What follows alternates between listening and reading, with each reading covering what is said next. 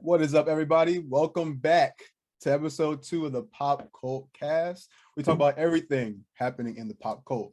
We got a juicy episode today. We got topics ranging from Peaky Blinders to Ezra Miller to Drake, which, nice little meaty set list. But we got my host to my left, Caleb Sprouse. How you doing today, bro?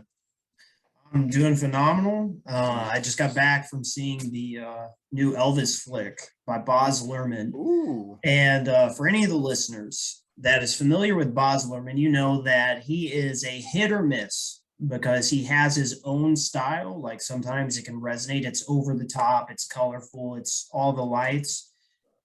When you're thinking about Elvis Presley, I feel like that's exactly what you need in a biopic. And oddly, Jordan, this one hit. Like it was I enjoyed myself the entire, I think, like 2.5 hours. I was at the theater. Right. It's a long movie. Mm-hmm. I don't think it needed to be that long necessarily. Like there's parts that like drug on sequences that were, humorous, but also drug on. Like I'm not sure if you're familiar from Elvis Presley's life, but he was very well known for being like one of the first guys on TV to move his hips and like kind of do provocative dancing. And it got a bunch of old heads in that time, all like their jimmies were rustled. Like they were upset they couldn't have young women enamored by Elvis Presley wiggling his hips, and they tried to get him arrested, tried to get him banned. And they have this hilarious sequence where the women are hearing Elvis play for the first time, and they just went from like, oh, who cares, to just absolutely going nuts over him in one sequence. And it was so funny, like women passing out. Like it's a hilarious sequence. What was the demographic like in the theater? Was there like more older people, or was there like, what was the crowd like? So I went to go see it at the High Point Theater. And for those that are not in St. Louis, the High Point Theater is like a theater that was built in 1922. It's very old, single screen. Everybody that was there, with the exception of me and my wife, had to be at least 50 to 60 plus. I thought so. There was no young people there. Yeah. Do you think that the Elvis sort of like name is lost on the younger generation now? I think so. I think that, a lot of musicians that came before the big names today laid a groundwork for so many people that we have so much content. Like I think to be as big as Elvis or Michael Jackson, some of those big names, big solo artists, is really hard. And I don't think that everybody can withstand the test of time. And I don't necessarily think Elvis is in, the hearts and minds of the young. However, I think when you become so big, like some people have music that just sticks around through generations. Like I think it's hard to find somebody that hasn't heard like some of Elvis's most popular songs at least once in their life. Like it's, you become so big, you become part of culture in a sense. Exactly. But yeah, I remember we were talking about that in the last episode, and we were both pretty jazzed for that movie because, I mean, for me at least, like I loved how that movie looked. So hearing that it keeps up that aesthetic is like perfect. So now I got to go see it. Oh, it's absolutely gorgeous. Like even if it was an Elvis film, like going to see Baz Luhrmann's latest flick is always something that I would recommend for any theater goer. When you go to the theater, it's a much better experience. It's a lot more colorful. The definition is usually better than what you'll get at your TV at home. And he's such an extravagant director. Like you're pointing it out, like the lights, the colors, the flair, it's so out of this world. And I think he crushed it with this one. Like I really do. I think this is probably my favorite Baz Luhrmann film.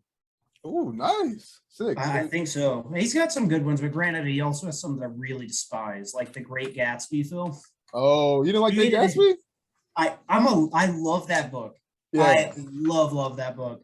So that was the first film that I guess you could say I boycotted, but it wasn't like a boycott. Like I walked out. I was sitting there in the theater realizing that this was, destroying my favorite book. And I just, in protest, decided to go to sleep. Wow. In the theater. I was like, I cannot keep my eyes open to watch this garbage. You know what? I think I just conflated The Great Gatsby with The Wolf of Wall Street. So I was like, you did, when I asked you didn't like The Great Gatsby, I would actually say you didn't like The Wolf of Wall Street. They both have DiCaprio in exactly, it. Right? In that same sort of like role kind of thing. But yeah.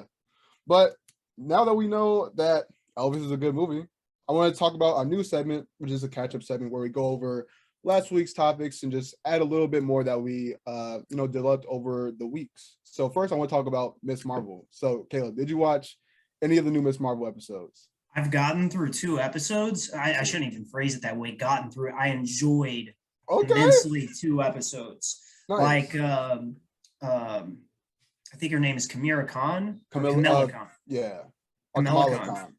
Kamala Khan. There we go. Yeah, they make a point of mispronouncing her name in the show, and here I am mispronouncing it. But you were right when you said the actress they cast to play her. She's immaculate. I think she's one of my favorite, new additions to the MCU. I immediately cared about her character. They wrote it in a way where you care about her personal struggles immediately. Like she's at odds with her parents. And for me, that's something I found like very relatable with the age she's in.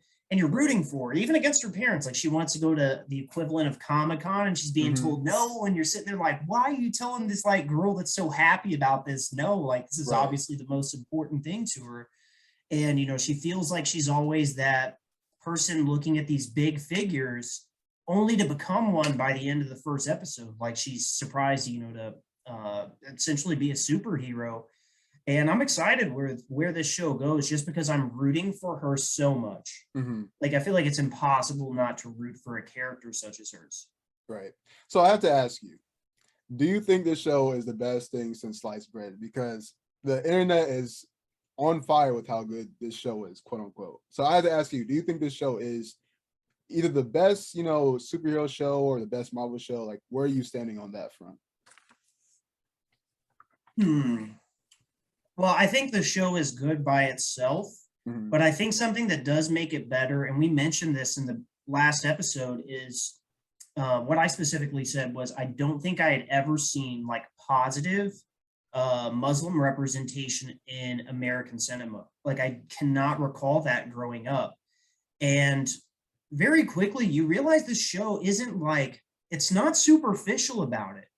They're using like language that people that are Islamic would use and references that I had no idea what it meant. So I'm having to Google it, but I recognize like there are people that know exactly what this means because they are Muslim. They come from that faith. And all I could think about is like how much like this means to them to finally get like not just a positive portrayal, but a superhero portrayal. And it just, it gives it a grander feeling than I think that what we've actually seen in the show, just because I think it is like timely and important. Like I think it's a huge deal by itself.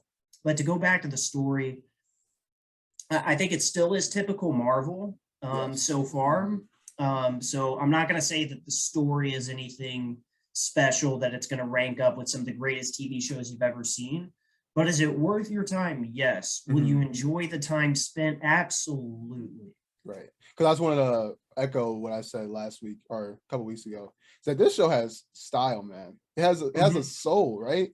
And it's my goodness, yes. Yeah, and it's like you compare that to all the other MCU like shows and like movies, like this show feels almost like a treat to watch every week because like it's visually a treat, and like the characters, like even though I think the story is sort of like cookie cutter high school kind of drama sometimes, but yeah, the characters are really sick. Like I love Bruno's character. Like he's like sort of teetering around like, oh man, do I go to this college to like follow my dreams, or do I have to help Kamala or whatever? But like, yeah, like the characters are really intricate, even though like they sort of hitting that cliche of like the good guy is actually a bad guy, and like we have to do stuff with that. But yeah, I think the show is definitely on a good run right now for sure.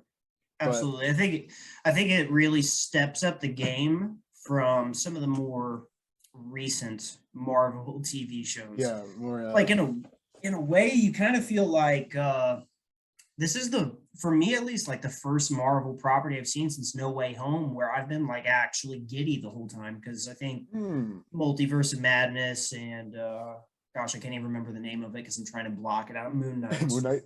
I'm trying to block it out of my brain. We have to have a counter of how much we talk crap about Moon Knight on this podcast.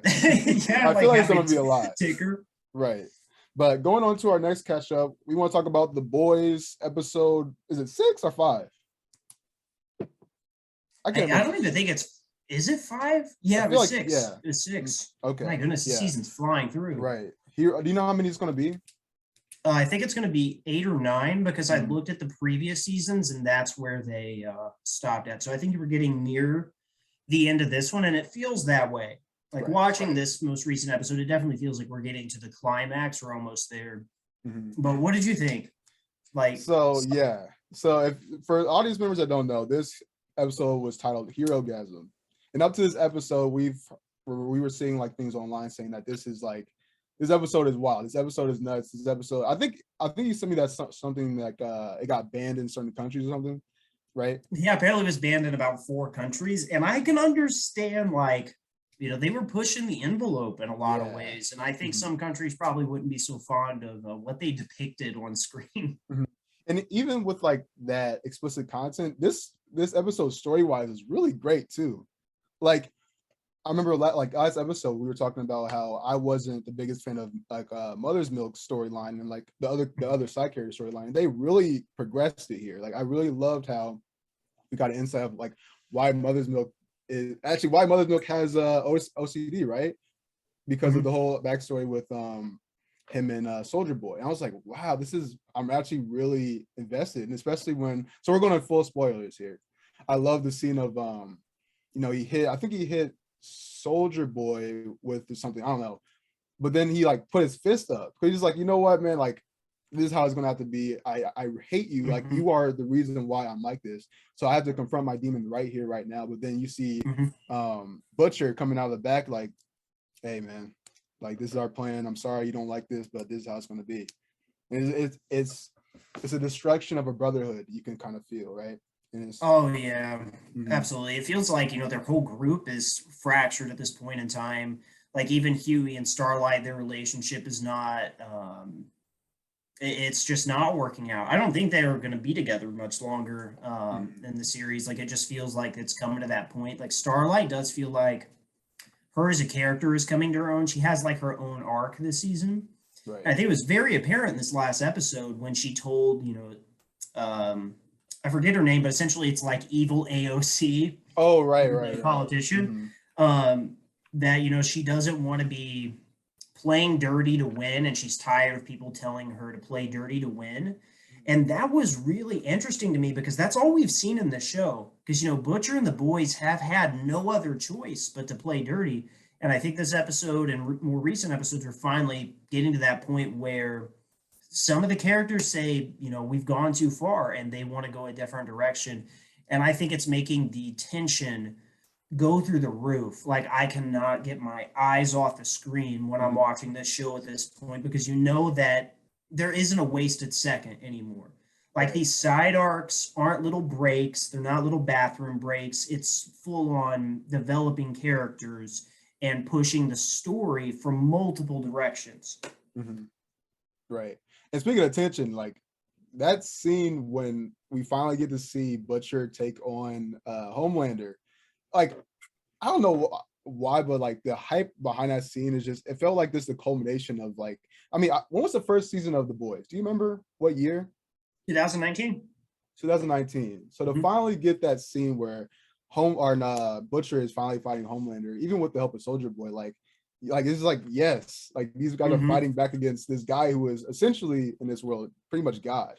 So it's Mm-hmm. like Yeah. man fighting God, and it's like that whole fight scene was just super sick, and then Huey jumping in, and then that final scene where like they're just pinning him down. It's like do it, and then it's like Soldier Boy's like powering up, but then unfortunately it's too late and just pieces out, and it's like You, that fight scene made me wonder where they're going with this because I think we discussed like some theories I had of mhm, where they're going in the previous episode, but I actually have no idea what they're going to do with this because we saw in a way Homelander kind of lose. yeah, Like he was about to get yeeted in that fight. He was about to no right, longer exist. mm-hmm, And I felt like that was a huge shift from how he's been built as like this unstoppable demon guy. And I say demon because he's a horrible, horrible right.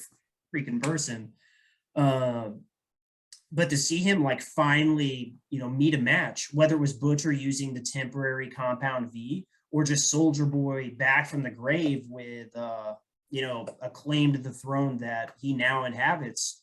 So I have no idea where they're going. Like they wouldn't kill Homelander off, would they? Mm. Like, because it Uh, seems like his immortality is threatened at this point in time. Mm-hmm.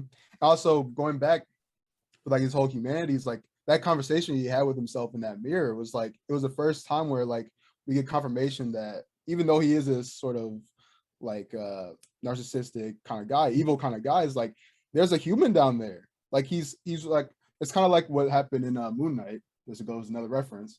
Mhm. And so like he has that other half of him that kind of keeps him. Well, actually, I think what they're trying to hint at there is that the person in the mirror is like what he wants to be, right? He wants to be that sort of monstrous kind of guy, but like, you know, he's human at the end of the day, right? He has that little boy inside him that wants to be loved and wants to be, you know, just looked up upon.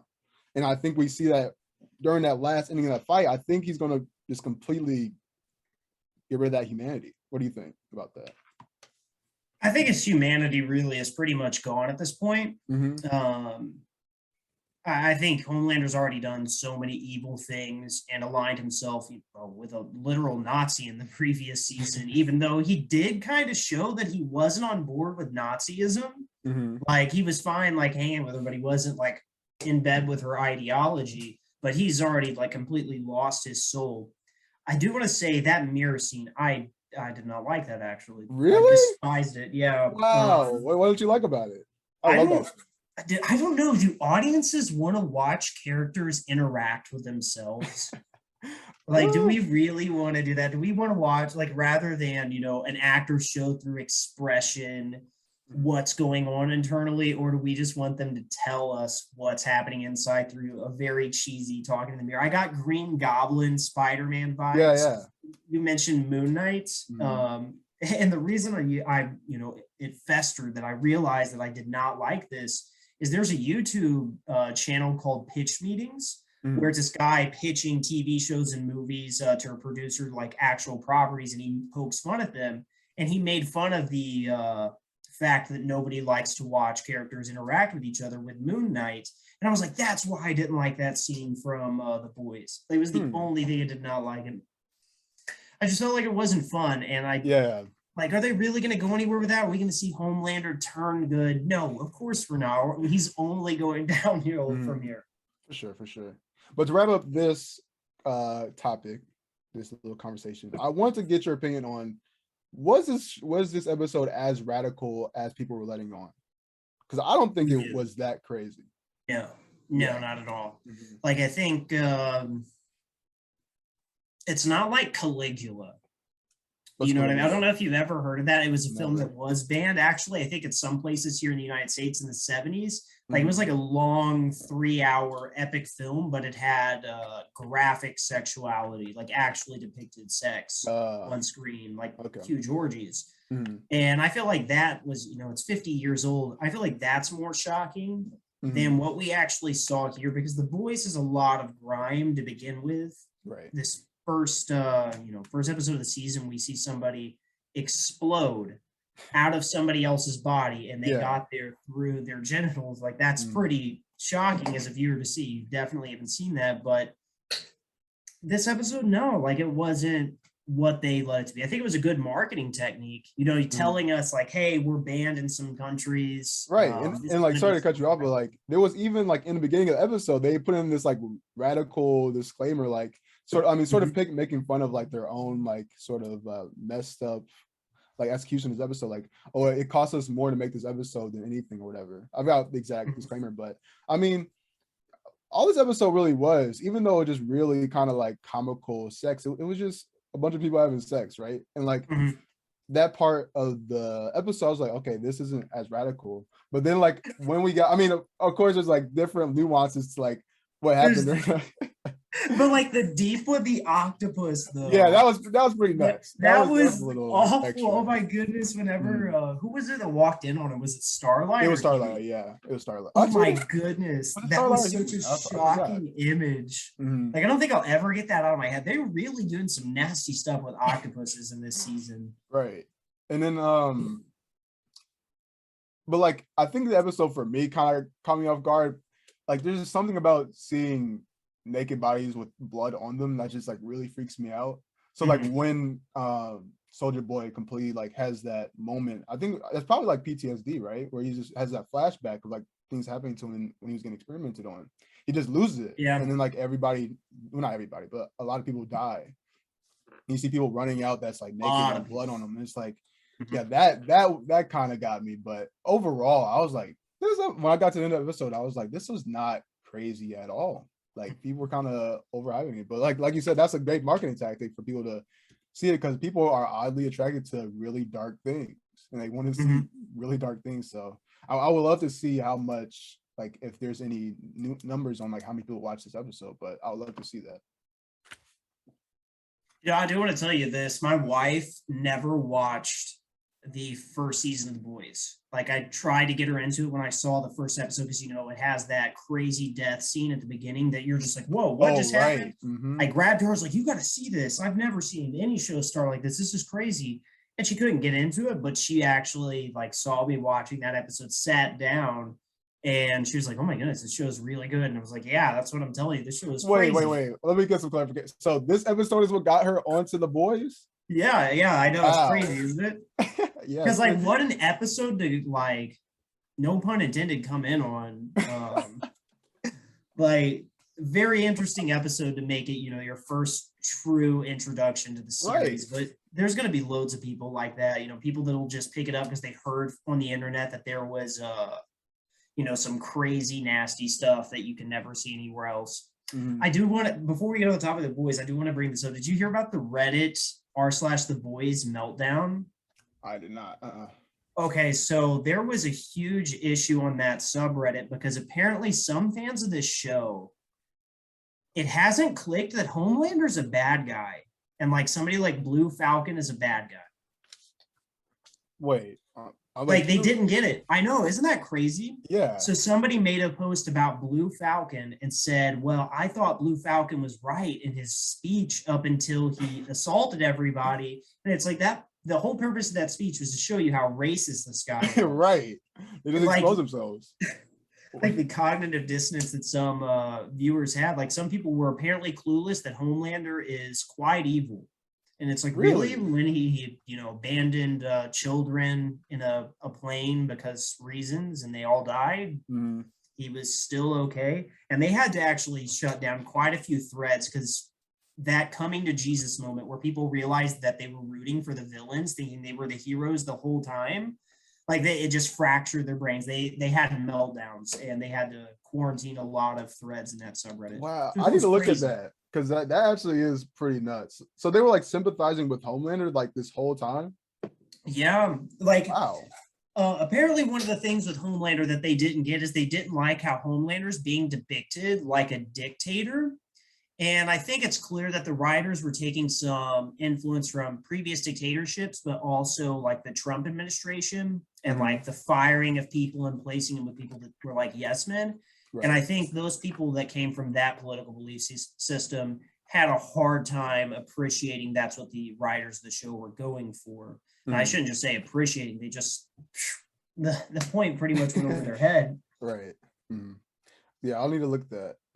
But going into our first topic, we're going to be talking about some Joker too. So Caleb, did you end up looking about anything? I know you said that you were going to try to avoid it, but did you end up looking at anything? No, I did Google it once, but then I was like, no, I gotta wait. But please tell me this isn't true. Is it really a musical? So it is described as a musical, but it was very vague, right? It was almost just like a one like sort of reference. It was like, oh, and by the way, Joker 2 is gonna be a musical.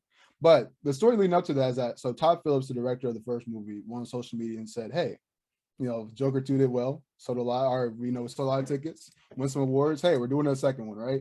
So you go on social media, we're doing that. So he revealed the title of Joker 2 would be called Joker Folly Ado. I think that's how you pronounce it. The Fall Out Boy album, Folly Ado? No, I'm not familiar with that album. Well, shout out to the album. That's one of my favorite albums of all time. But what that means is this like a mental illness shared between two people. So that was like, oh, well, that's interesting because guess who's going to be starring with Joaquin Phoenix? Lady Gaga. Lady Gaga, exactly. So that's like, all right, with that title and that casting, that's clearly going to say that Lady Gaga is going to be Harley Quinn.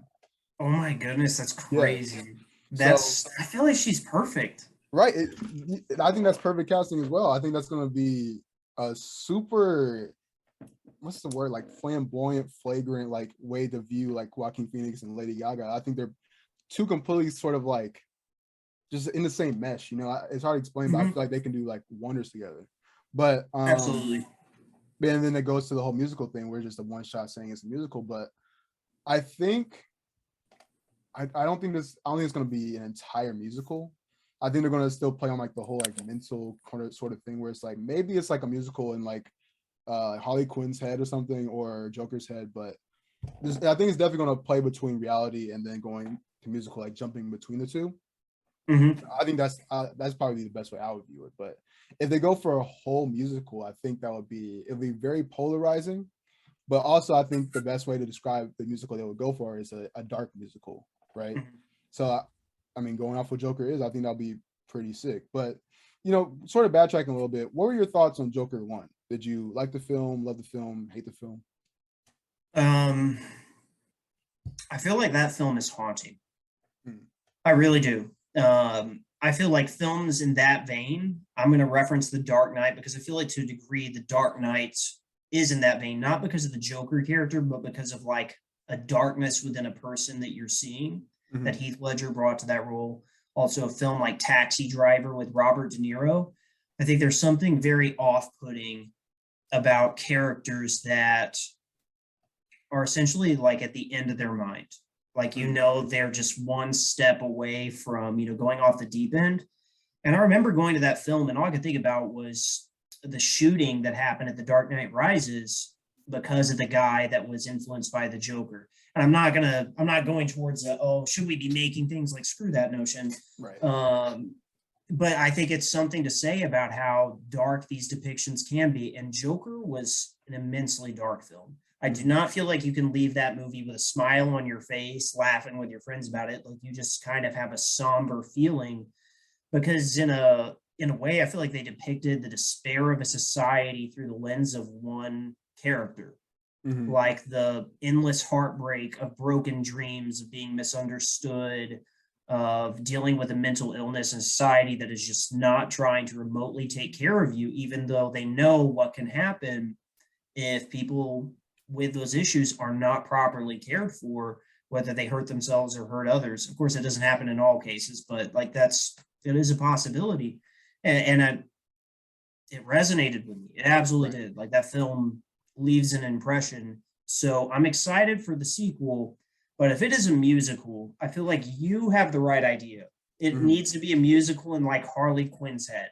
Yeah. Because I feel like if it is a full-blown musical, I'm gonna get Repo the Genetic Opera vibes. Mm-hmm.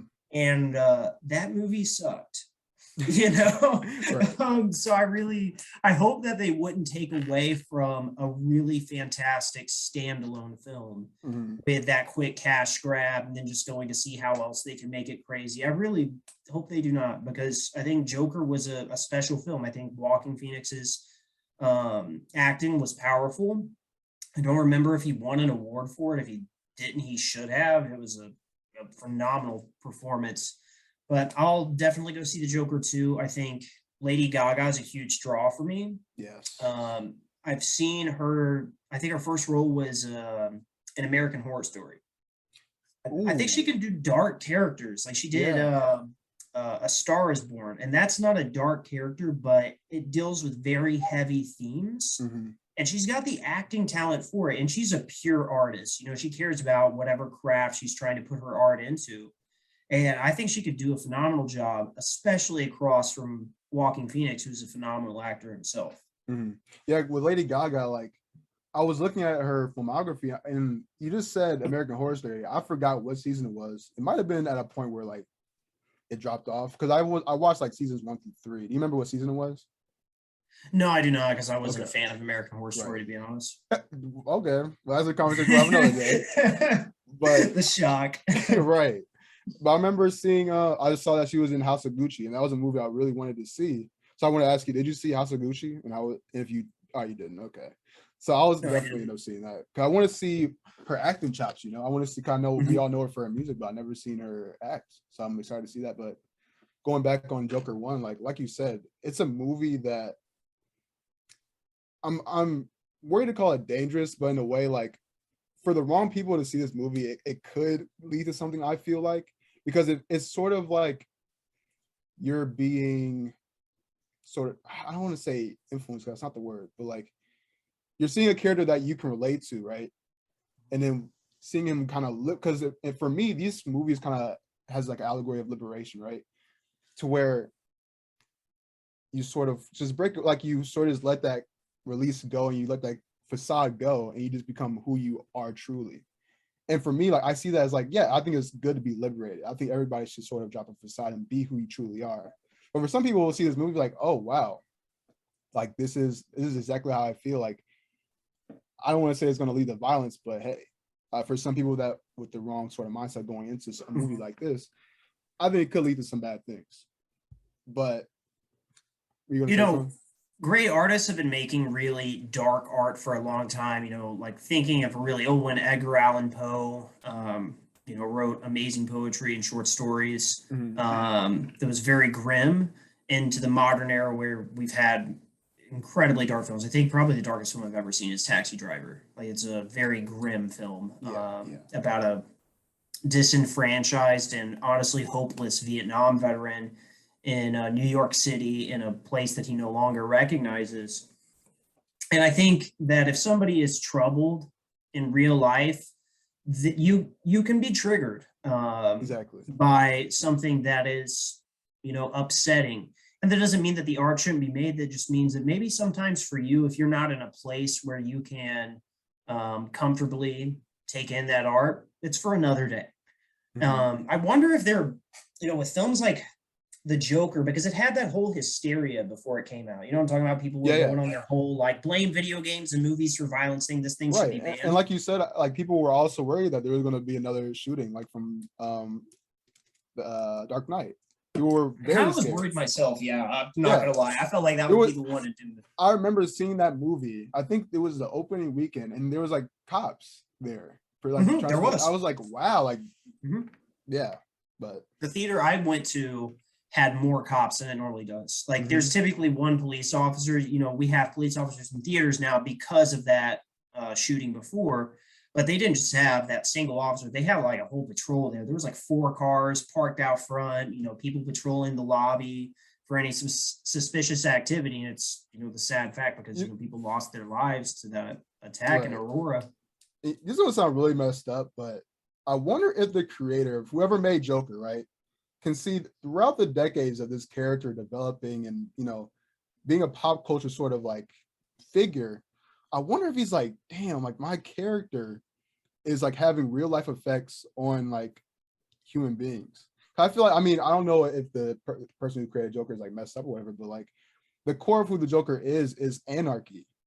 So for the character to be from like comics to film to like people's eyes in like a sort of like motion, medium, it's like I would feel some type of way saying like, wow, my creation made this anarchy, which is what the Joker is. So I think is in a way it's sort of like I got to give flowers to whoever made Joker, because that's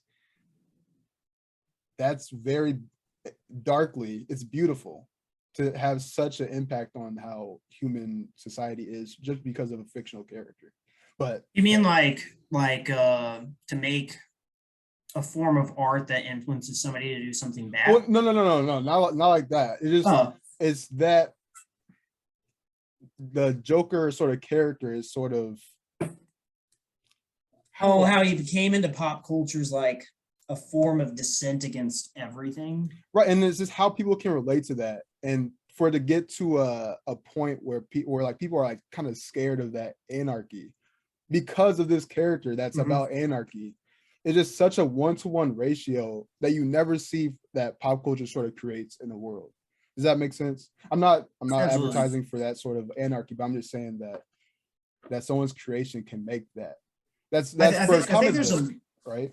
It's like I think there's a lot of characters that have had that impact, because there's a whole TikTok trend going on. I'm sure you've heard the Sigma male TikTok things. People make those dumb, like machista TikTok videos. But the running joke is that these guys will go to movie theaters and watch like American Psycho, Taxi Driver, Joker, and they'll think that they need to be like these awful males that they see on TV because they're like the personified male that doesn't care about anything. Mm-hmm. And I think that is yes, I think it's a little disturbing because if you watch Patrick Bateman, you really should not be envious about anything from That's the that guy character. from Taxi Driver, right?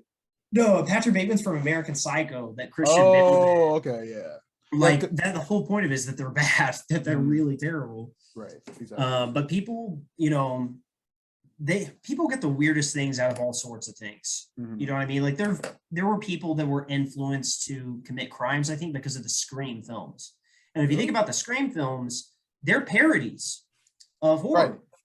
Right. They're not like trying to give anybody ideas. It was a filmmaker trying to poke fun in an existing genre and take it to the next level at the same time. Wes Craven, who's may rest in peace, was a master of horror, did a great job.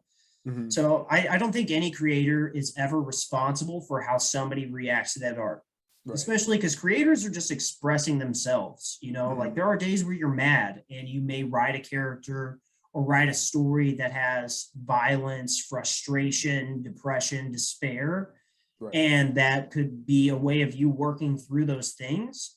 But then somebody that feels the same way may take it a completely different way. And I don't think you can ever be responsible for how anybody reacts or looks at these characters. But I do think you're right that it is kind of like, it's interesting, but I don't think necessarily in a good way. Yeah, exactly. Joker Right. has entered pop culture the way that he has, because that's not a good character. I just think the sad thing is people are like kind of disenfranchised. A lot of people are at this point in time. Not to be political, but we just had Roe v. Wade revoked, and a lot of people are upset. And when people get upset, they blame certain things and they want to rebel or dissent from that. Right. And I think some people that don't actually have a clue what they are up against or what is the actual enemy, they'll look at these characters like the Joker and they'll say, well, the enemy is everything that isn't me. I'm all that I can rely on. I don't know. I'm not a psychologist, so I can't get into it. We should bring somebody on to talk about that. That'd be sick, especially because I remember now you bring up Taxi Driver. I watched that a couple years ago, and like I guess I was vibing with it a little bit at first, but then like I forgot how long the movie was, but like the movie just drags. I'm just like, ugh, like this. There's nothing happy about it, at all. I'm just like, this is very. It felt grimy. Like I mean, the best thing about that movie is that awesome saxophone that plays almost every 5 minutes for like his little soundtrack. But like, yeah, like something like that. I mean, I do think these movies do go towards of like the theme of liberation, which I still like, even though when people like take it in the wrong way, which like they think liberation is violence. But like when I talk about liberation, I'm just like just being who you truly are. Stop putting up a facade, right? I think these movies, even though they're darker, like they do have that sort of theme. But just to wrap up this topic, like, are you excited for Joker 2? Are you going to see it like day one? Absolutely. I won't see it day one if it is a full-blown musical. And I think we will know that by the time it rolls around. Like if I'm hearing it's a full-blown musical, I will wait to see the reaction before I jump in. Of course, I'll probably see it. It'll be day one if it isn't a full-blown musical. Like I'm actually surprised because I feel like you like kind of like the weird, like the more like just fresher, weirder kind of ideas. So I would feel like you'd be like the person be like, well, I need to see that. Well, I think peanut butter and jelly was once a pretty fresh idea, but that doesn't mean I want like peanut butter and hummus. That's a pretty weird new thing. You know what I'm saying? Yeah. Sometimes you just get a vibe that, hey, I don't think that's going to work together. I think you would need immense talent to get a full-blown Joker musical to work. Yeah. And to make it commercially successful and critically successful. I feel like that's a daunting task, but who knows how long Todd Phillips has to get this ball rolling. Right. And just actually, now that I'm thinking about another instance of this, is like, we know from the Robert Pattinson Batman is that this Joker is never going to be main continuity anything. It's basically like its own little side thing that Todd Phillips just wants to do, wants to develop. So I'm very curious how far this Joker will go. Like, will we ever get a Batman? Will we ever get that sort of like Batman versus Joker dynamic? And in my opinion, like I would hope that he's not aiming for that. I hope that these projects are just one case basis to be like, I want to tell a story of the Joker that's never been told before. And based off of Joker 1, like I think Todd Phillips is doing an amazing job because I love that movie. Imagine if like they do put the nail in the coffin and show just how separate they are by killing off young Bruce Wayne in these films, Mm, which I could see happening. Like that would be a shock to an audience right there, because people would hope that eventually you'd see Walking Phoenix fight, somebody cast as Batman. But I really do think that these films, with their distance from the existing IPs, has been a good thing. Like exactly. the Joker didn't actually feel like a DC movie. It didn't feel like the Joker that you watched Not at in all. Batman the animated series, The Dark Knight, or anything else. It just felt like its own thing. A guy in clown makeup that's lost his mind. Of course, you recognize like the Thomas and Martha Wayne names, but I feel like that didn't matter, and it was good. It helped the film out so much. Mhm. Well, speaking of musicals, we're gonna talk about some music. Drake just released his newest album called Honestly Nevermind. This is his seventh studio album, 14 tracks. Caleb, I'm curious. Did you listen to this album? Yeah. I've listened to a few songs so far. Okay. I'm curious what you think. Oh, first of all, what's your history with Drake and or rap in general? Are you a fan of the rap genre? Are you a fan of Drake? What's your sort of standpoint here? Well, I feel like most modern people, I'm a very big fan of rap or hip hop. Okay. Drake, as an artist, I think has had more misses than hits for me personally. And I'll be open. I used to be one of those Drake haters, was like, oh, this guy sucks, like throwing some Lil Wayne or like anything else but Drake. But I feel Okay. like it was like kind of like it was cool to hate this guy once upon a time, kind of like it was with Justin Bieber. But then you get a little Mhm. bit older and you're like, you know what, JB isn't so bad. Right. I was just being a little edgy.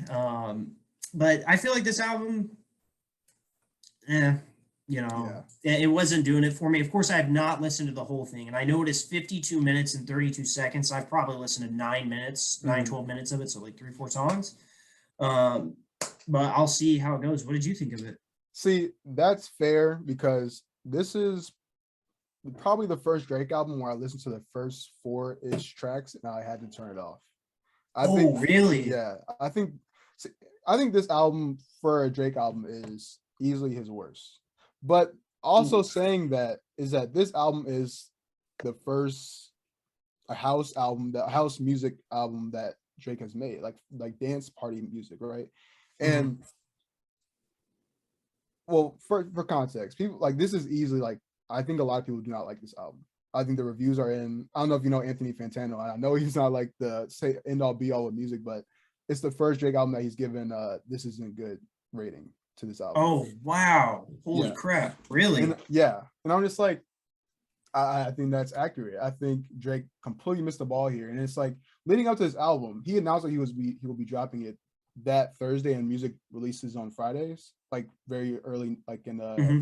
you know, and we were all excited. Twitter was blowing up, saying, "Oh my god, new Drake album!" Like when we expect a Drake album to drop, a Drake project, we expect bangers. We expect just, and not even Hmm. just like hip hop bangers, but we expect good music, right?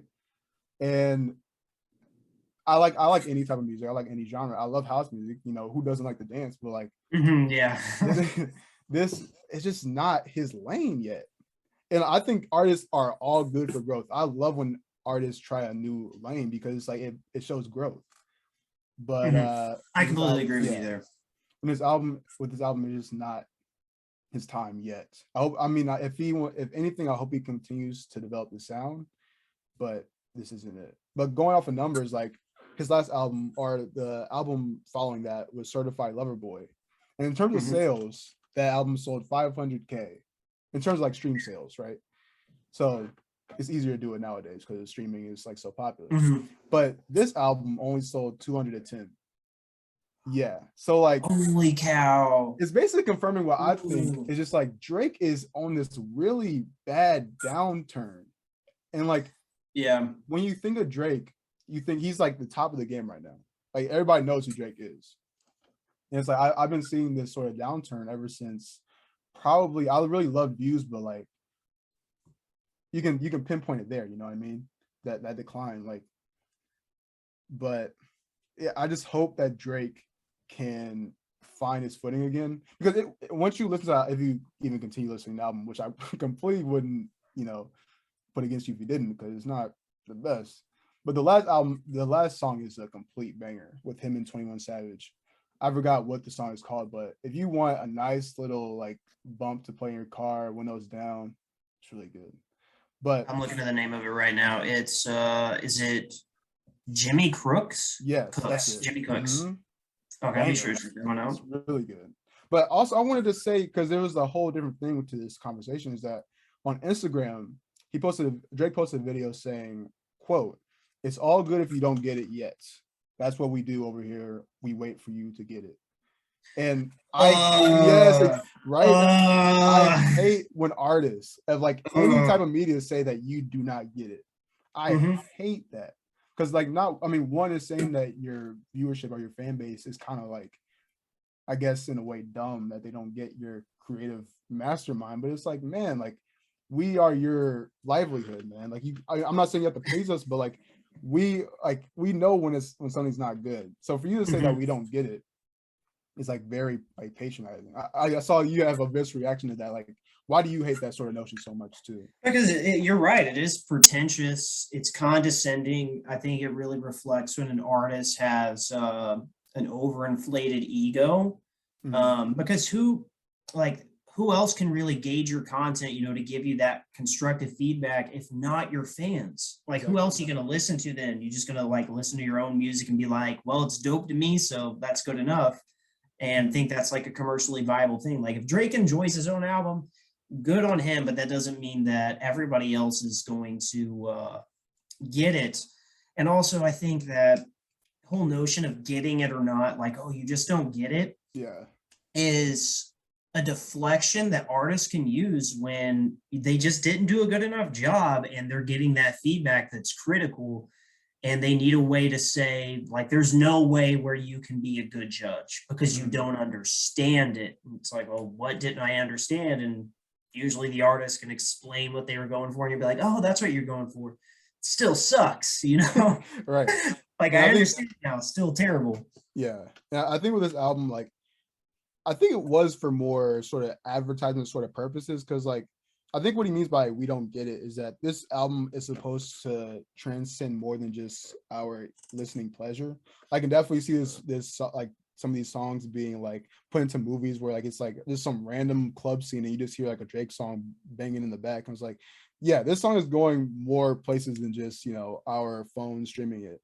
But like you said with the whole you don't get it thing, like also when fan bases sort of use that defense too, because recently the Kendrick Lamar album dropped. I don't know if you ever ended up listening to that album. It did. You did. I liked What it. you I so liked it. oh you I liked liked it. it. Okay. I Mm. I I respect that. But the major thing for me with that album is that the major defense people say is that, oh, you got like he's talking about more serious subjects in like what's the word? In sort of like sacrificing like a sort of a radio kind of hit. He wants to just tell more of a story than have like a banger song. And I'm like, well, let's listen to his discography, right? Like he's talked about some really heavy stuff on songs that are hard that you would play like on loop.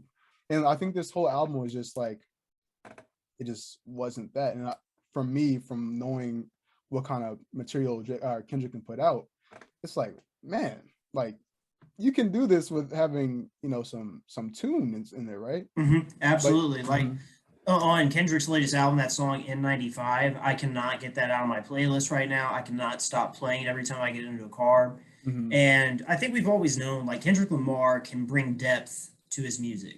It's right. not just going to be a good beat that you can vibe to. There's nothing wrong with that, but he's going to bring something special to it. And I feel like this album has that. I'm Mhm, not going to go with the people that don't like it, just don't get it. Nah, screw that. But mhm. I enjoyed it very much so. And I think M95 is probably my favorite song of this year so far. I really do.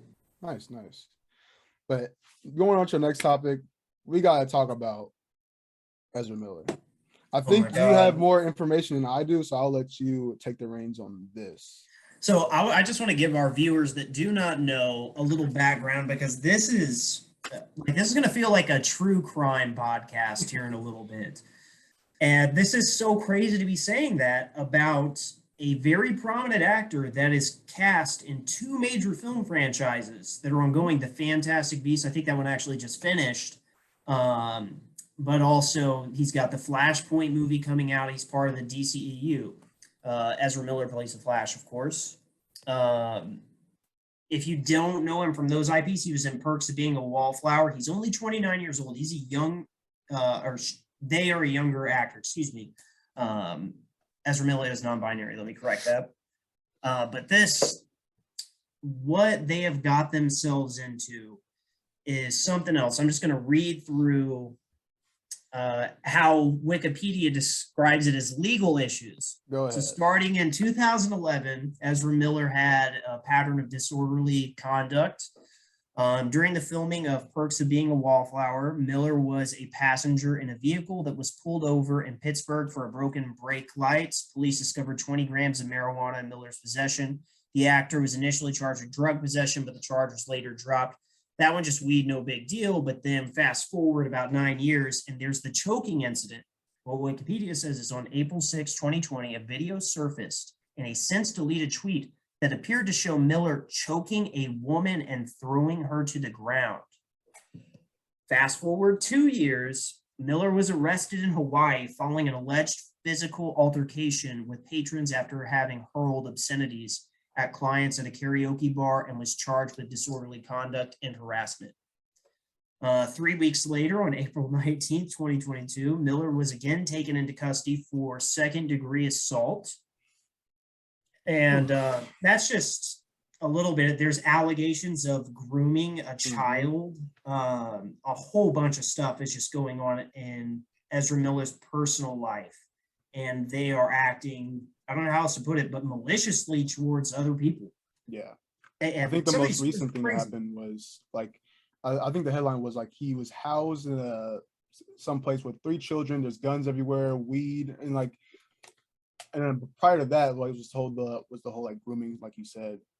And my biggest question with this whole scenario is like, where are his agents? Where is his family, or where is their family? Like, where is their support system here? Like, I feel like they're just all alone, and like at the end of the day, I'm really just hoping that they get some help, because what's folding out is it's very odd. Like, where did this come from? You know what I mean?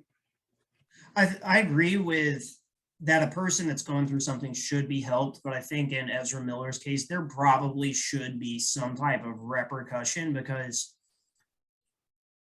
I don't believe anybody should face criminal prosecution for cannabis at all, no matter what the amount. I do not agree with that. However, when Ezra Miller got off in 2011 with 20 grams, that's insane to me. We're talking a U.S. where cannabis wasn't legal at all, recreational. I don't think it was legal in a single place, and your average person's going to do time for that. They would a cop would probably charge you with intent to distribute for having 20 plus grams, and you would do time. But Ezra Miller, walked and became a centerpiece into film franchises. And that's just not a good look for Warner Brothers, that they can, tolerate that kind of conduct. It's not a good look for our court systems that say that you can be famous and going around assaulting women, like choking women. That is just fundamentally not okay to be doing at all. So I don't think that they should be involved in the DCEU. And I think Warner Brothers needs to wise up and recognize that Ezra Miller's conduct is so erratic that you probably cannot trust this person to be involved in your franchise much longer. The MCU cut ties with an actor in Iron Man, Terrence Howard, and replaced him with Don Cheadle because there was off-screen issues. I don't remember what they were. I don't even know if it was with Terrence Howard himself or if he just had something bad. But they did cut ties. So it can be done in these film franchises, and audiences will accept it. But I think that's what you got to do. Like, how are you going to market The Flash now? Yeah. Like, how are you going to do that? Like, but oddly, hard work. Right. I think oddly, right, this is kind of back to the Amber Heard situation. I remember when the Amber Heard thing was just popping off, and people were like, I will not see Aquaman 2. I'm not seeing this. But with this whole Ezra Miller situation, I'm not even seeing that much backlash towards it. Weirdly, like, people aren't saying I'm not going to see the new Flash film. And I think there's this weird double standard where like people just don't really care about this issue, even though maybe it's subjective, maybe, but like I think this issue is way more severe than what Amber Heard and Johnny Depp went through. Because at the end of the day, that was like their personal lives, right? This is like Ezra Miller's doing this stuff in public. He's kind of he's a menace to society, really. It's just like what's going on? And I think you can kind of tie this into, I hate to be this person that sees the world through this, but I think this is a very potent case of like privilege. You know, Absolutely. like especially with him having this fame of being the Flash or just being a notable figure in media in general. It's like no regular person can go through and like throw chairs, choke women and do all this stuff and get away with it with a slap in the wrist, and like especially with cops, treating them with respect. I'm like, this is just so like seeing the videos of him being arrested or them being arrested. It feels like, wow, like how do you just get away with all of this? And it's like now he's just on the run or something. But um I think yeah. it helps having privilege when you know you have a studio that's going to come bail you out. Mhm. Because honestly, I think the Flashpoint is one of the DCEU's hopes right now. Right. Because the DC universe sucks. It's been garbage since its onset. I think audiences have shown that by withholding their ticket purchases. I think Mhm. critics and fans have also shown that with their critical response to those films. And I think there's a lot hanging on this Flashpoint film because it did look to be like a reinvigoration of this franchise with something that was very fresh.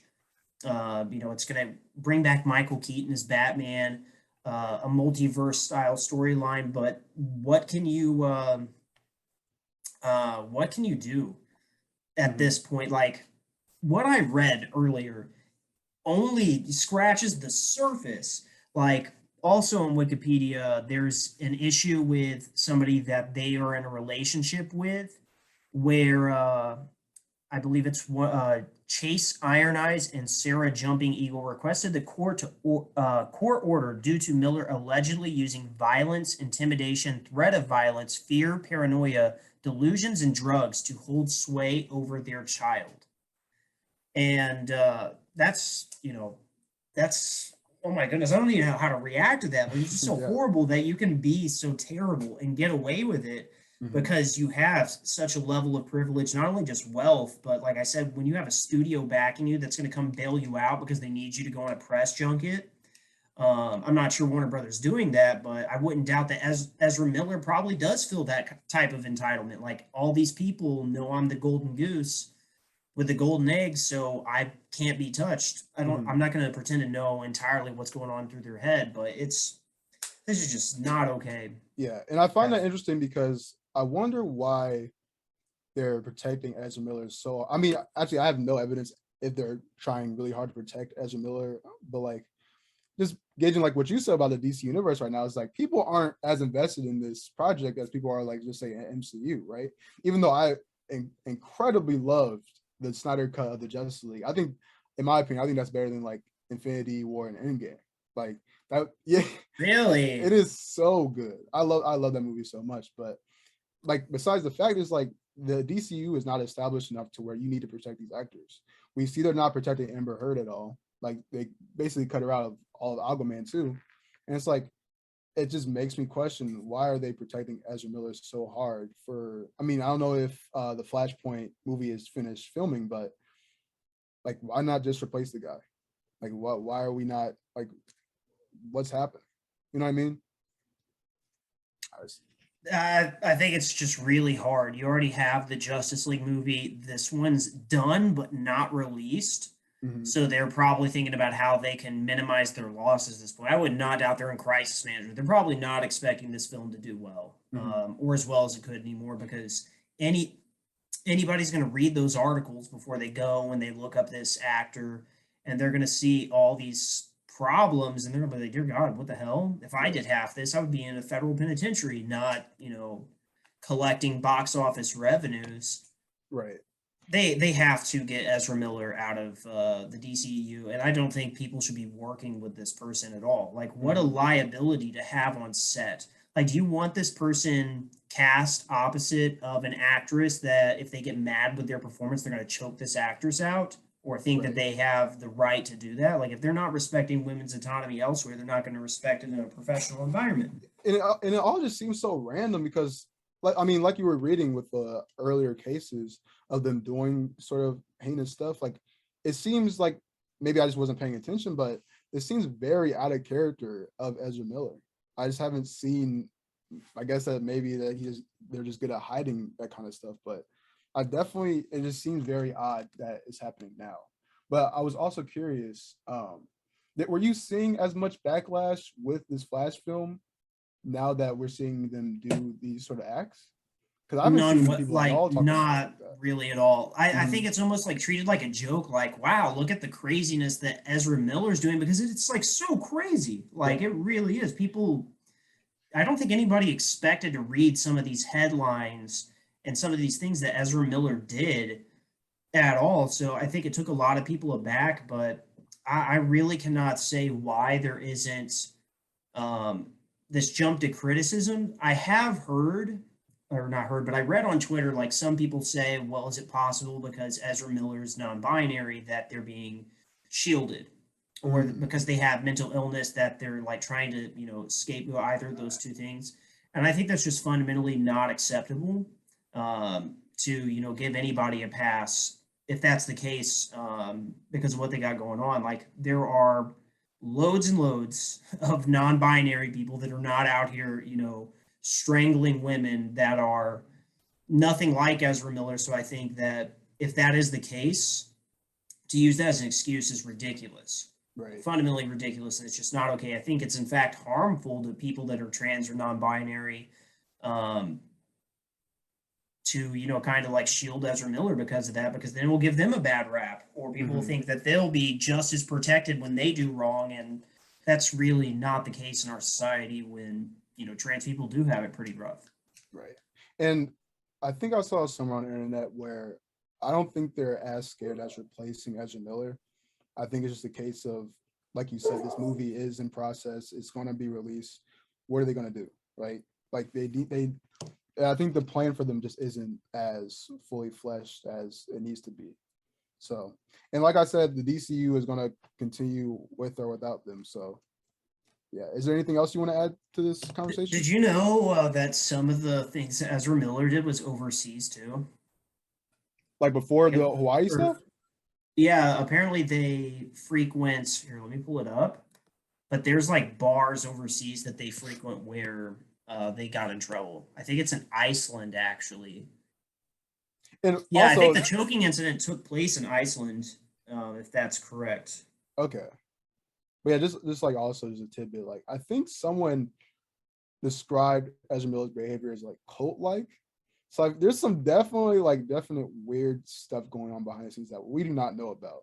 Actually, I can get into that a little bit because I remember a long time ago seeing Ezra Miller talk about that. I think that they had come out as non binary at that time, but they were Mhm. also saying that they were poly, that they were able to entertain relationships with multiple people. Mm. And I was like, oh, cool. So Ezra Miller is the type of person that, has two, three spouses because they can love more people.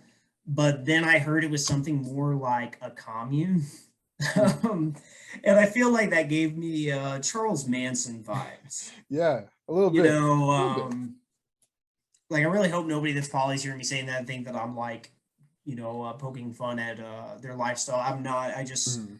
have to point out that Ezra Miller's pattern of conduct and their manipulation of other people that's been alleged towards them, uses of violence and coercion, like it's a bad sign. And I do think it gives off Charles Manson vibes. It really does. Like a whole cult of personality centered around you. Like it's probably not as much Ezra Miller and these people all loving each other equally as much as Ezra Miller wants all these people loving him, Yeah, exactly. Right. But going forward, do you want to talk about Peaky Blinders next, or do you want to talk about Miles Morales? I want to talk about Peaky Blinders. I'll do it quickly. Let's go. So, for those that are fans of British television shows such as Sherlock, you know about Peaky Blinders. I believe that this was its sixth season. Yes, it was. And it's the finale. There will be no more television episodes of the Peaky Blinders. However, in either 2023 or 2024, we will be getting a film that will close out this series.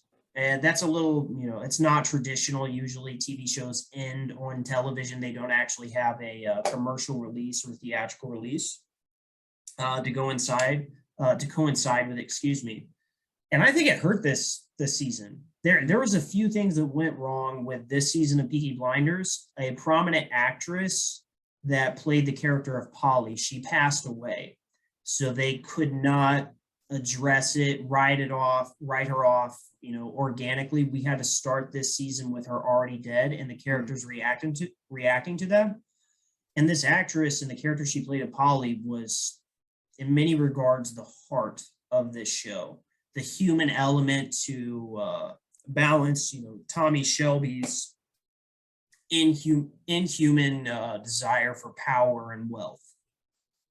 And this season, it just wasn't what I wanted. Like, I was tremendously let down, and that sucks to say since this is, season 6. So I've been watching the show since, probably like 2013, 2014. Wow, I didn't know what was going on. And for it to just end like that, of course, it's not over, but to tell me I have to wait for a movie, like, it sucks. Like, you want the final episode of the show, even if there was going to be a movie, to have more impact, to matter more. And it didn't. And there was a lot of storylines that culminated in this episode. So it was still like a finale, but it just didn't hit because you knew that there was more to come. And what had happened in this finale was insignificant. Right. So I'd personally give, I always said that whenever I'd seen all of Peaky Blinders, I would judge it because I considered it one of the best TV shows ever made. I said, but it always depends on the ending. Yeah. I'll judge it based on the ending. And now that the ending is here, it's been downgraded. It is a 4 out of 5. Dang. It is not in the top TV shows ever made. Woo! I'm on the record saying it. Wow. It's not. Well, did you want to go over spoilers? I kind of did. Like, the big thing is Paulie's dead. Tommy Shelby just, keeps moving his empire. It's kind of a rehash of a previous season. I think the Peaky Blinders did get into that loop where you recreate similar storylines over each season. And I think the show was starting to decline in quality, which made me anxious for the ending because you felt like the only way to counteract this decline in quality is to finally let it, go before it jumps the shark. And it did not jump the shark. This was not bad television by any stretch of the imagination. It just wasn't what the show used to be. It's gone on far too long. And at this point, it feels like,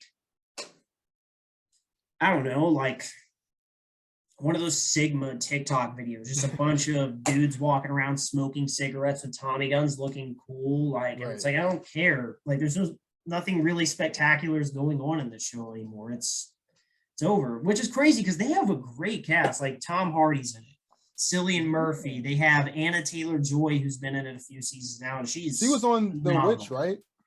Yes, The Witch and Queen's Gambit. She's sick. I love her. Yeah. She's probably going to be the best actress in Hollywood very soon. So when could you pinpoint the decline of Peaky Blinders? Season 4. Wow. Season 4. So what made you keep on going? Because I loved it. I cared about the characters, It's a slick show. It's cool. It depicts a time period that is very different. Okay, I do want to backtrack. It wasn't an entire dip in quality. Like, season 5 picked back up. Like, season 4, you can tell it's starting going down. But season 5 had like this whole story arc where they're in Great Britain before World War II as fascism is rising. And Tommy, being a gangster, is trying to navigate a political world where fascists are now in play. These people that want to create a white ethno state, like these terrible people. And I thought that was a really interesting direction to go. Like, how is this gangster going to navigate this when he really has no true convictions, but he somehow recognized that fascism was bad? Why does he think fascism's so bad? And in this season, that conviction's kind of just gone. He is actually drinking with the fascists at one point and says, you know what, I realize I deserve to be at this table because I'm, a piece of shit like you. And you're just like, no, don't make this character fascist. Please don't do that. Maybe he's playing him like that is the character, but it didn't feel good. I have that exact feeling with The Walking Dead. I don't know how many seasons this show has gone on so far, but wait, you're watching The Walking Dead, right? Or are you done? I got off that bandwagon a long time ago. There we go. Glad I did. Right. When did you stop? I'm curious. I want to see if it's the same part where I stopped. I think I made it through 2 seasons. Really? I do not like zombie IPs at all. See, Like I think yeah. zombie films, television shows are so stale. I think they're so boring. And I feel like you have to have somebody that's very creative, adding a good touch to it to make it interesting. Which is why, interestingly enough, I liked Zack Snyder's what was it called? The Army of the Dead. Oh, the one was on Netflix? Yes, I actually loved it. I thought it was hilarious. I thought it Wow. was tight. I thought it was slick, well Yeah. shot, because it was different. It wasn't just like your straight up zombie film. I feel that. And I feel like I was in the minority. Not a lot of people liked it, Yeah, I didn't but like that at all. yeah, I know a lot of people did not. They have very bad things to say about it. But I am a sucker for Dave Bautista, so. Well, I'm curious. When did you end up beginning Walking Dead? Because I definitely feel like that opinion is for sure valid if you started currently. I feel like No, Walking Dead. I started well after the fact, and that's part of the reason I jumped off is because I started reading online people saying, "Wow, this show sucks now," and I don't want to invest my time in something that's going in a direction that I'll just be disappointed in. I think especially people like us making podcasts and talk about pop culture and media, we owe it to people that are listening to us because they want to know, hey, is this worth investing my time to say, hey, I personally do not think this is worth your time. Excuse me. No, but for me, I'm kind of comparing your experience with Peaky Blinders. And it's like, I feel so lucky because there's a season where, do you care about Walking Dead spoilers? Okay. Not at all. So let's get into this, right? I believe it was season 5 where we get into a new group led by this guy named Negan. And it's that whole arc starts with a whole, like, it's like a campfire. Like they're in like the camp of this guy Negan, right? And the original group is all lined up. And the whole mystery is like, someone's going to die. We don't know who's going to die, but someone's going to die. We ended up figuring out that I forgot what the guy's name was, but he was a redhead. But the other guy that died was Glenn. And like Glenn is by far my favorite character in The Walking Dead. I think that for a lot of people, Glenn is everybody's favorite character, right? So that was the first notch. Glenn's dead. I'm like, dang it. But I was like, all right, we still have Rick, still have Carl. Maybe a few episodes later, maybe in that same season, maybe a season after that, Carl dies. Then Rick ends up leaving. Like I think how they did it was that, well, Rick was like, he was like dead or he was going to die, but then he got picked up by a chopper, and because there was some other group somewhere that we had no idea about that just picks up Rick, and that sets up its own Walking Dead movie, sort of like how Peaky Blinders is going to do their thing. But then the show just left off with characters that I just did not care about. Even with Daryl, like I love Daryl, but like he can't carry The Walking Dead for me. I think Rick is that no, point. I don't think so exactly. either. No. Even with like characters like, it was like Michonne left, Daryl left, and like some other people. But like I think for a lot of people, Rick, even if Rick isn't your favorite character in Walking Dead, he was that grounding point. He was that center where like you're always just like, okay, Rick is us. Like we need to see him progress through this world and how we can hopefully eventually get back to a time before this all happened. And once he was gone, like that soul just left the show for me. I was like, you know what, I have to abandon this like right now because it's not enjoyable at all. But anything else you want to add about Peaky Blinders? Actually, I did want to ask you one thing. Give us, say, I'm going to put a spoiler alert for what was said about Peaky Blinders, but like if you were to kind of advertise Peaky Blinders for someone right now, those first 3 seasons that were spectacular, give us a little selling point or elevator pitch kind of thing. Imagine if Goodfellas was set in the 1910s in Great Britain, and there's an ethnic element because the protagonists, they are Romani and I believe Irish in Great Britain at a time period where there was prejudice against people like that. I'm not sure if it's still the case today. I hope not. But it's exactly like that, like an old school Goodfellas, and it touches on a lot of things in history, but in a creative way. Of course, it changes history. Like I think Al Capone was involved to some degree in the show. I cannot recall correctly. It's a very long time that the show's been going. Right. Um, but I would recommend the first three seasons, but I'm saying it with kind of like a heavy heart. Right.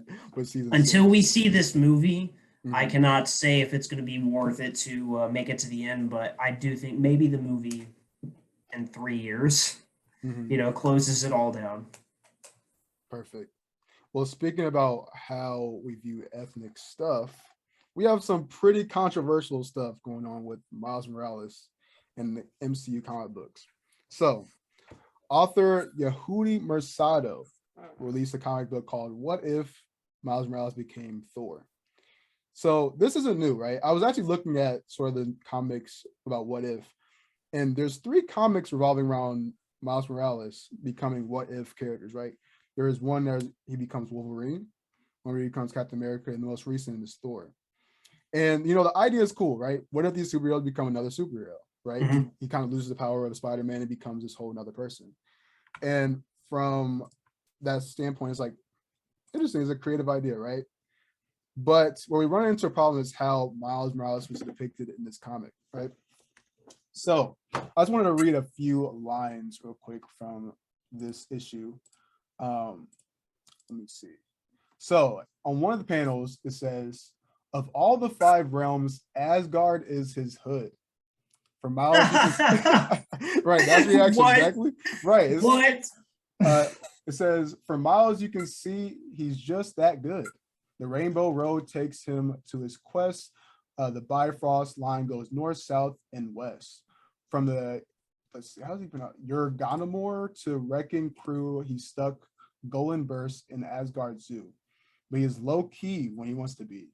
Name of Marquis like his uncle Loki. Odinson, he's a son of gods, and kings got so many wins.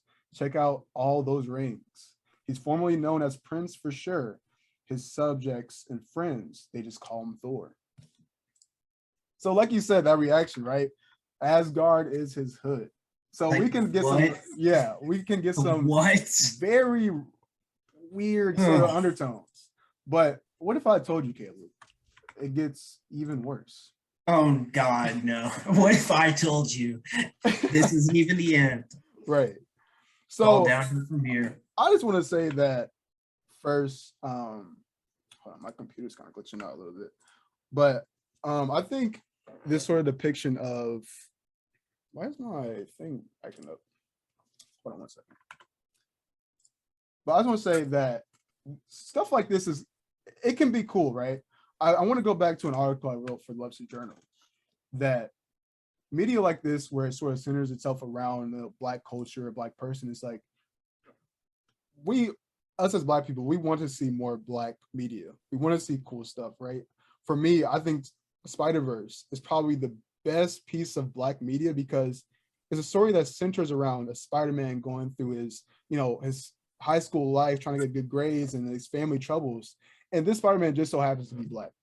They're not making a point that this is like his culture and like this is such an important factor to his story. He's just a kid that's going through these like very relatable things. I got the image pulled up, but so in an action panel of this comic, it says Mjolnir by Odin's Fade. I command you shield this lost son of Freya from your might as your grace flows through him.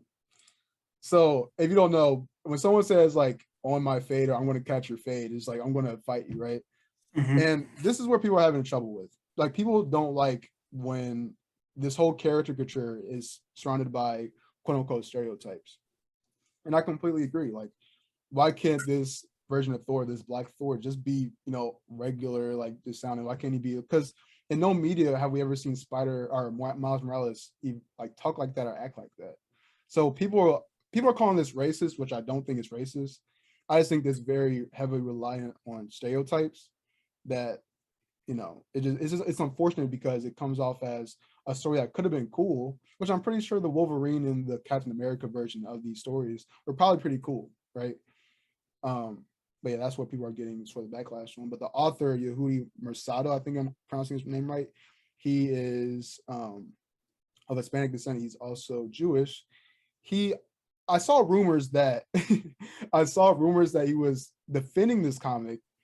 I didn't get any of the comments he said about, him defending it, but he ultimately said, you know what, I get where you guys are coming from. This is an authentic version of Miles Morales, and I'm sorry, which I can only commend him for that. It's a very mature thing to do, like kind of saying your creation was sort of harmful. Um, I wonder if he is from the Bronx, which I think that's where Miles Morales is from, and like he's sort of just emulating what he's hearing from the streets and like sort of putting that into the character, which I feel like it's that stark balance. Like I wonder if there was like a black writer writing this, if it would have been so much of an issue.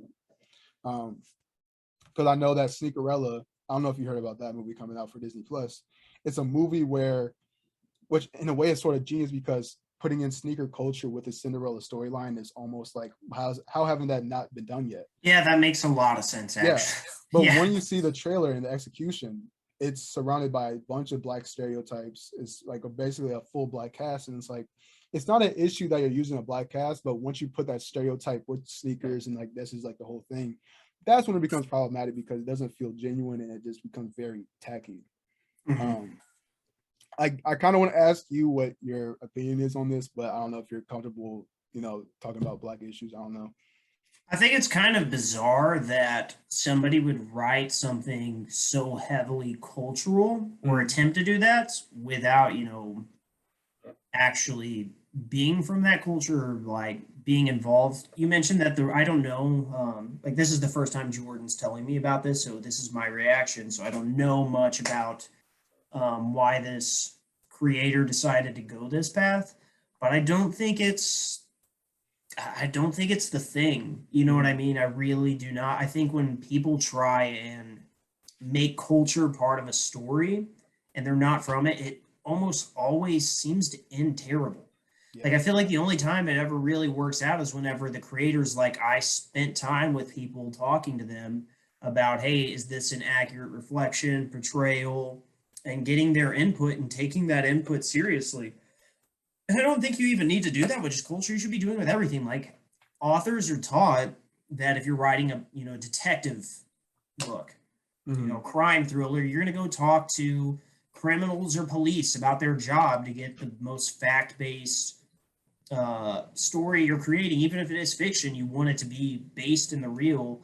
So I don't even know how something that seems so stereotypical and caricaturized is even like making it out today. And like that's to me, like that's the vibe I got. It was like it's almost like a caricature, like a satire. And we're like, Ragnarok is his hood or whatever. Like that's just it reminds me like the 90s whenever they had like Leprechaun in the hood and that weird shit. Of course, Leprechaun was like not bad because it was so ridiculous. Like beyond ridiculous. It was one of the worst movies I think ever created, and that's why you can actually sit down and watch it and be like, wow, people put money into this thinking that this is going to work out. But I really do not know. I don't think creators should be taking that route. Granted, I think whenever you say something like that, people want to interpret it as the extreme, like, oh, you don't think like a white author, for example, should have a black character in their screenplay, TV show, etc. No, but it's like I said earlier, like get somebody's input if you're going to be, going culturally heavy. You know what I mean? Like do your research, talk to people, get their input, make sure you're not like incidentally creating something that's harmful, that's going to make people feel bad or make them feel alienated or othered. Like that's not the goal, especially when we're talking about, superhero comics and IPs. Like that's something that's supposed to be lifting people up. Making them feel happy and escaping for a little bit from their lives. So I'm sure the last thing somebody coming home to like do, the last thing they want to do is read like a caricature of themselves. It's like just offensive. And you have to ask, like, this is Marvel we're talking about. I mean, I don't know how much Disney has an input of the comics, but like there has to have been a black person in that creative room or where this comic had to have slipped by his hands or their hands or her hands. It's like, how do products like this get out? And it reminds me of a topic we were thinking about doing like way back when we were doing our like audition episodes, but like there's a thing called a diversity tool that King is sort of making. It's a subsection of Blizzard, right? and it's a tool where it sort of like helps creators have a greater sense of diversity, at least in my head. But like the controversial part of that tool is that it sort of ranks what is and isn't diverse. But at the same time, like this instance here really reinforces, at least in my head, that I kind of trust AI more than I trust a human with making a very diverse and authentic world, because we see here this is what happens when A is not passed through the right hands. B, I'm sure, because I'm certain that this has to have passed through a person of color's hands. I was like, this is offensive, but I think people are too scared to speak up and kind of ruin a project, especially if this had a long sort of like development span. So we're like, dude, this is not okay. And like to ruin that whole thing, I think I wouldn't put it past people to be too scared to speak up. So I think a diversity tool is a very useful thing to have, just to have that backup to say, hey, this is what a true, diverse, authentic world with, regular people that we see outside, but they're Black, they're white, they're Asian, they're Mexican, like anything. I want to see, this pushes I want to see this tool. I want to see what projects are used with this tool and how authentic these worlds become. I think the point about, a racial diversity tool is very interesting, because I think you and I talked about that not too long ago, right? Like that, isn't it like Disney and the MCU, they're actively trying to use diversity tools to ensure that the content that they're creating is, up to par, representational, and of course not offensive. I'm not sure I don't think I've heard anything about that, but I mean, I would definitely want to see if they are using. I mean, I know so here's the thing. If a company came out and said that they're using a tool like that, I'm very certain that other people are using tools very similar to that in their own projects, especially a company as big as Disney, right? So they probably are using something like that. I do think it's kind of okay. This is probably like a counterpoint to that it's not good. Like imagine like you have like a white writer, right? And they're, trying to write something that's diverse. And their first thought is, I need to consult a robot on diversity instead of just like asking somebody. But that's the thing, like wild, bizarro thing. I like that though, because I feel like in that creative process, especially nowadays, where you kind of have to just think about the way you're building your world, right? Maybe you have some bias to where you don't think of using a Black character, right? Even though it's very likely that you would end up running into a Black person in the regular world, right? And for an AI to catch that and say like, hey, like this would be good in your story at this point, right? I think that's really dope. I think it just creates that authenticity that people would just end up kind of skipping over or completely overblowing, to where we have a situation like Miles Morales' Thor and talking about how Asgard is his hood, right? It is not. I think it's very useful. But speaking of AI and technology maybe going out of hand a little bit, we have Amazon creating AI that will either fortunately or unfortunately sound like your dead relatives. So reveal that Amazon's RE Mars event, there was a short little clip of showing Alexa, Amazon's AI assistant, where a kid asked for his grandma to finish The Wizard of Oz for him. And like, it was portrayed, you could hear his grandma reading the story to him. This caught the internet on fire because, frankly, it's pretty creepy. It's eerie. How can we get to that point where we're talking to our dead relatives? And the VP and the head scientist behind the Alexa intends for this, or his name is Rohit Rasad, I think you have pronounced his name, but he intends to use this, which this is going to sound really weird. He intends to use this sort of integration to have a better relationship between humans. What was that sound outside? That sounded scary. But he said that, look at the quote. So he intends this to enrich the daily life of everyone everywhere. But he says that he wants this to build greater trust between people and the Alexa device. But does that not sound like some Black Mirror stuff right there? To where we want to build greater trust with Alexa? Like where, it's just like, so that makes me think, where do you want to end up going with Alexa down in the future, to where we have to have trust with this device? Like, what do you think about that? I feel like I have to break it down into like many different things to properly articulate my feelings towards this. So I think it's a very human thing to miss a loved one and to want their presence in your life. Mhm. And I know that for as long as recording devices have existed, people have recorded or listened to a recording of their loved one talking, like an old voicemail once they've passed, or an old video clip. And I'm sure maybe there were some people back then that was like, hey, you need to stop listening to that voicemail, or you need to stop watching your wedding video of your dead husband, etc., because it's harming your grieving process and keeping you from going through it and getting by. But I do think people want that Mm. is the issue. So I think that this will become a thing because it's very hard to say no to that as a person. Like I'm a married man, so if I lost my wife, it'd be very hard to convince me not to want to find some anything that could remind me of her or make me feel like I'm with her still after she's gone. So Right. I most certainly can empathize with anybody's feelings that way.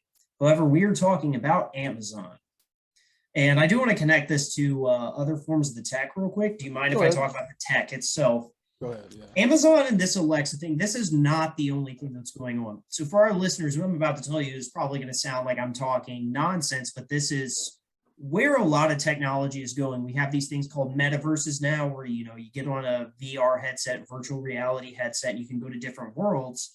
But one metaverse creator wanted to incorporate AI. So when you enter the metaverse and you're interacting, you're talking to other people, this AI is learning about how you did all that.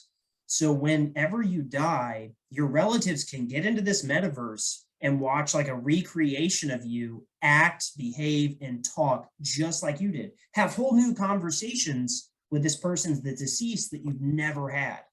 Like that's scary because it's not real. Like that, it's not just like listening to a recording. It's like trying to create whole new interactions with a person that didn't exist before, ask them for input on things that they've never actually said and convince you and to convince you that it's just as good as the real thing. That's 100% scary. And to go to the Amazon thing, do not trust Amazon with your data.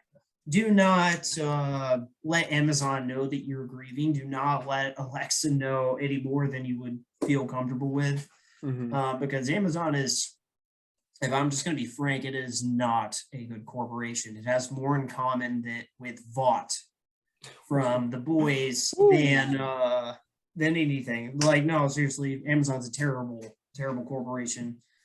Treats their workers terribly. Like, I know we all like getting our packages really fast, but there are human beings at the other end of that are, dealing with the brunt of it. And I know that's digressing from the technology, but knowing the corporation, do you want them trusted with, recreating a deceased loved one? Right. Because at the end of the day, all this is, it's which is super scary. It's monetizing your Grief. grief, right? Yeah. And it's like at that point, how far can companies go to like monetize our deepest desires and like our what we're grieving, right? Um, I wanted to bring up a point. Hold on. I remember back in the day. So I was watching this anime called Full Metal Alchemist Brotherhood. And there's a scene, I forgot the exact details, but the main character, Edward Elric, he's talking to this person or whatever. That's unimportant. But he says like the human body is made out of elements that cost maybe somewhere around $160. Where I want to bring this up is like the Meta Quest VR2 is only $300. And for this analogy to go to a place where we can spend where we're going to go, where we can spend $300 to speak to our dead relatives and gain the experience of just a mock human being that's so real. It's like, does that not like terrify you a little bit? Where for just so cheap, we can like companies can latch onto that one thing that you really want the most in the world, and that's gaining back something that you lost. Like it's such an ethical, like weird thing. But going off of that, I wanted to ask you: is this something that you could see yourself using if this becomes a fully implemented product? Like I did mention before, like with my wife, that it's something that I can, see being a possibility, which is the rough thing because with market systems, you have people trying to sell you stuff. And of course, you acting as a consumer, you have the option to buy or not. But let's face it, some things in life are going to be hard to say no to because it's playing on your grief, Hmm. because it's playing on something that you need or that you've convinced yourself you want really bad.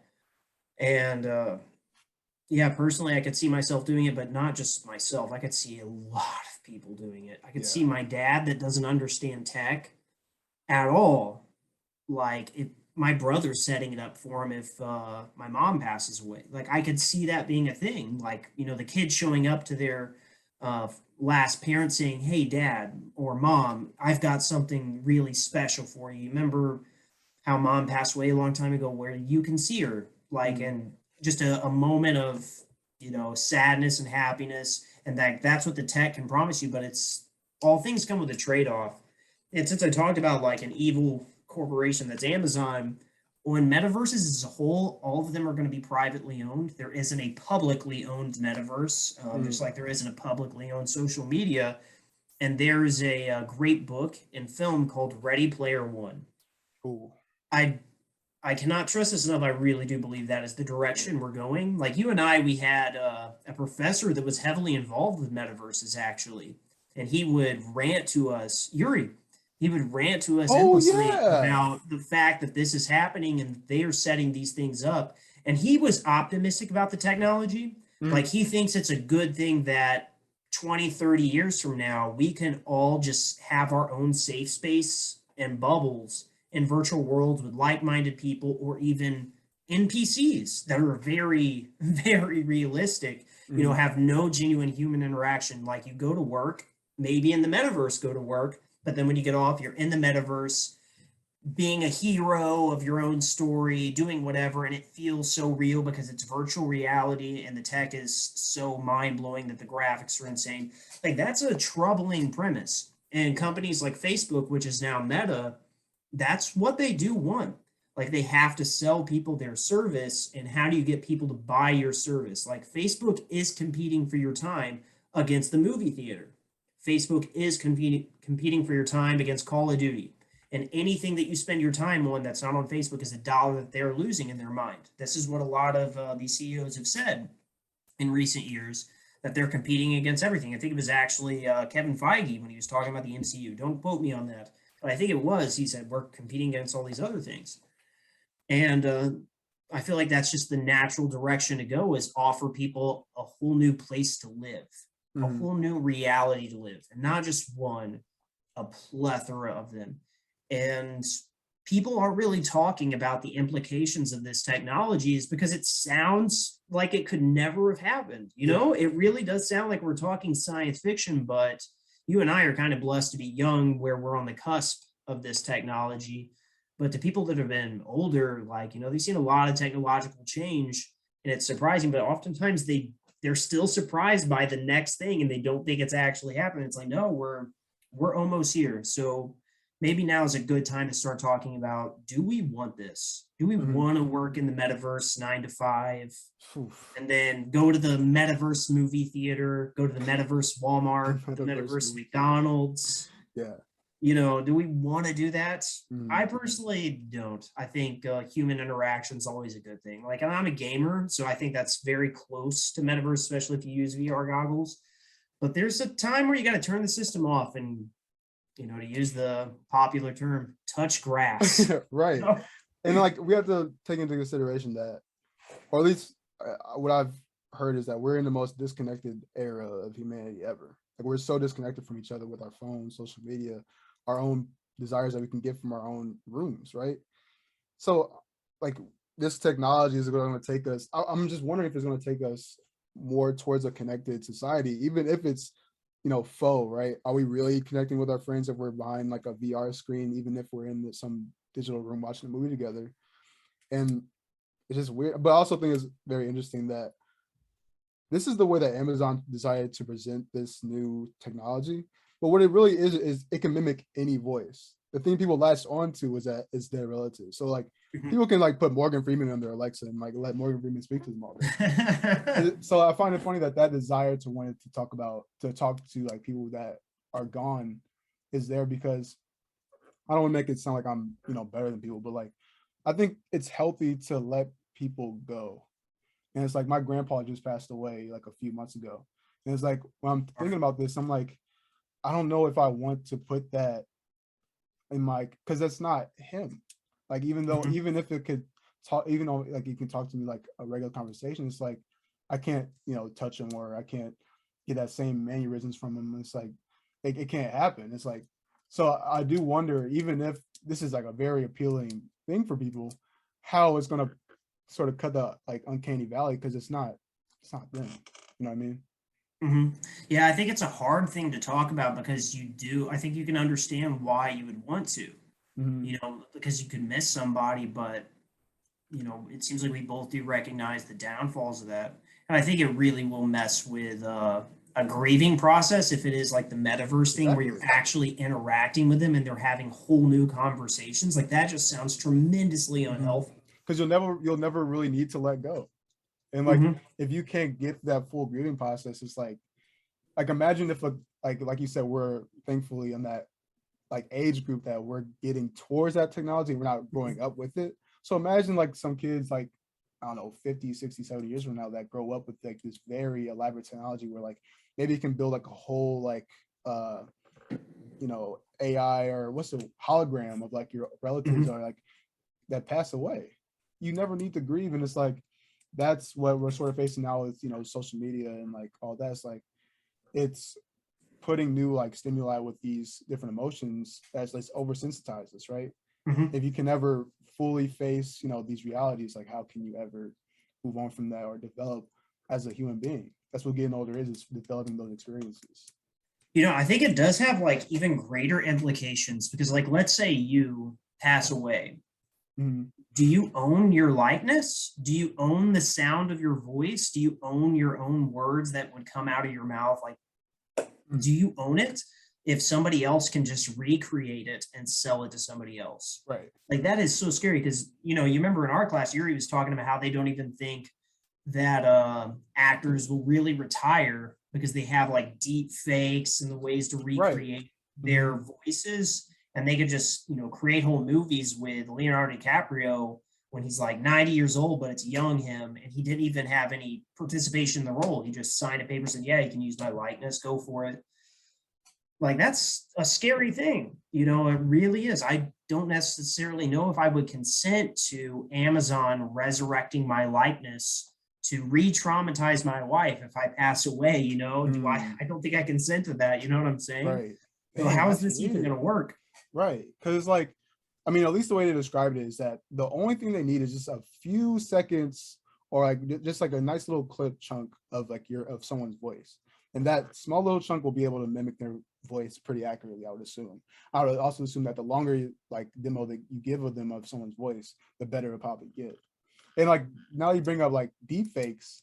This is the first time where like kind of harmful technology is getting to like a consumer hands. Oh yeah. I remember the whole thing when deepfake started kind of catch on. It's like, okay, you can put the president's face somewhere and like say that they're going to blow up Russia or something, and like Hmm. that's going to start like World War III. But whatever. But now that you have someone's voice, think of how much harm people can do with someone's voice. You can. Hmm. I was just watching a documentary on Netflix. I forgot what it's called, but the first episode dealt with like a mass swatter. And I don't know if you heard, but like I forgot there was so many years ago. I was in high school, and this guy ended up in like a Call of Duty tournament. They were talking smack to each other, and they end up losing. Like the teammate and him end up losing for $1.50 that they lost. Right. The Hmm. guy ends up saying, "Hey, I'm going to swat you. I'm going to get someone to swat you." The guy gets something, or this infamous swatter. He says, "Hey, you need to swat this guy." And he says, "Okay, bet. I'll give you my address." Or the guy that was going to get swatted, he said, "Okay, since you're so cool, I'll give you the address. I'll make it easier for you." Turns out that wasn't his actual address. Since the guy, the swatter, ends up sending cops to this random person's house, and the guy ended up that they were the fake address ended up dying. Hmm. Yeah, I don't know if you Yeah. heard about that, Yeah, but I it's like, did. Yeah. but think of like now you can just use some completely anonymous voice that you can probably get on YouTube, pull it up to Alexa, and then now it copies this person's voice that is innocent in this whole matter, and maybe you can just end up swatting, going on a swatting spree, and you never get caught. It's like there's so much harm with this. Oh my goodness. Yeah, it's There's a scary. lot of potential harm that can come from it. Because, like, you mentioned how, like, governments could be deceived by it, but it's also like malicious governments Hmm. could create evidence against you. You Right. know what I mean? Yeah, Like, yeah. it's not just like governments. Like, let's say you're a worker we'll use Amazon again, and you end up like snapping your leg on the job, and you decide to, create a suit. Like, Mhm. what if they just create some doctored footage of you, joking around it where the injury took place, Right. or they created a deep fake, had lawyers or some scumbag create a deep fake of you admitting that it was all your fault, not the company's. Hmm. Like, do you think that administrator that's processing your unemployment claim is gonna be an expert in deep fakes and Right. recognizing originals versus what's fake? And I think Hmm. that's a scary implication. We've kind of already seen with deep fakes become a problem, particularly for women. Um, Yeah. Hmm. like pornographic films made with the likeness of women, and I'm not talking like some Photoshop looking crap. I'm talking something that you cannot tell the difference of. That's incredibly harmful to a woman if she's just uploads a picture of herself to Facebook, and Right. somebody out there takes that picture and turns it into a pornographic film. Like, that can be immensely harmful, especially if it gets around to her parents who may not understand what a deep fake is. Hmm. You know what I mean? Right. Like, that is not good, and that is commercially available. There is Wait, no deepfakes talking. are Yes, yes, really? yes. 'Cause Like, I was just about to say, thank God deepfakes aren't commercially available. Because no, like, no, it's already a thing. Like, really. I'm not gonna like drop like any names, but I remember finding out about this because I think it was AOC, Hmm. political representative out of New York, that was saying, it may not be her, but I think it was, that people were making deep fakes, pornographic films out of her, and that she Hmm. was upset with it.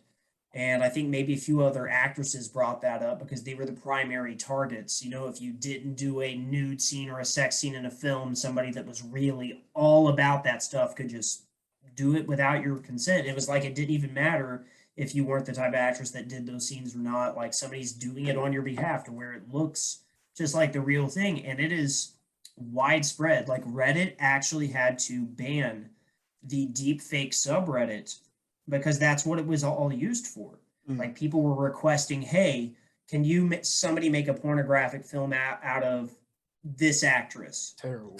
And somebody's like, here, got you, fam. And they'd have an AI set it up, and boom. And Reddit, good for them, because I don't think you should be doing that personally. I think that's, Hmm.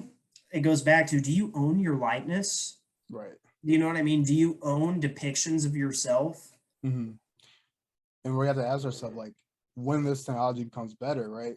I feel like there has to become some type of laws that end up being made about this exact situation. It's like when I said that about the deepfakes, because like I can't think of a physical product or an easily downloadable, software that's like, okay, deepfakes are easy now, right? That's why I was like, oh, like, Mhm. really?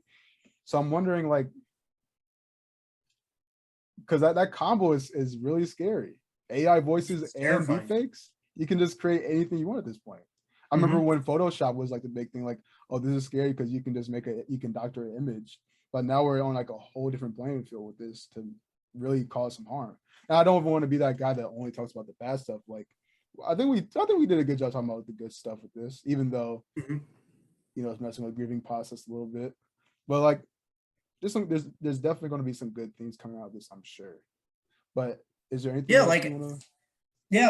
if you want to talk about like a way that a technology like this can be used for good, like, hypothetically, a prominent actor could sign a Hmm. contract and get a bag today and say, hey, film studio, you can use my likeness after I die for 10 films. Pay me today.